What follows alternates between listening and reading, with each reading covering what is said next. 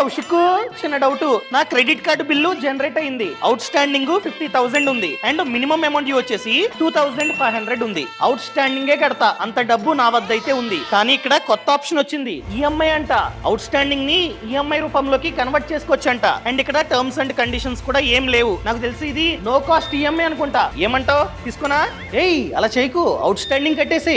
ఏ అది చూడడానికి no cost EMI లాగా కనిపిస్తుంది కానీ వడ్డీ పడుతుంది. ఇక్కడ ఈఎంఐ క్లిక్, ఇదిగో వడ్డీ 3 months టెన్యూర్ కి 12% వడ్డీ. అదే 6 months కి 14, 9 months కి 14, అదే 1 year కి 18%. సో ఒకవేళ నువ్వే కనుక 3 months ని చూస్ చేసుకున్నట్లయితే 3 months లో 1003 రూపాయలు నువ్వైతే వడ్డీ కట్టాలి ఎక్స్ట్రాగా. అండ్ దాంతో పాటు ఫస్ట్ ఈఎంఐ లో ఖచ్చితంగా ప్రాసెసింగ్ ఫీ ఉంటుందన్నమాట. ఈ ఎగ్జాంపుల్ లో 500, మళ్ళీ ఆ ప్రాసెసింగ్ ఫీ పైన 18% జిఎస్టీ అనగా 90 ఎక్స్ట్రా అనమాట. ఓవరాల్ గా 1600 చార్జెస్. సో డబ్బు ఉంది, కట్టేసే అవుట్ స్టాండింగ్.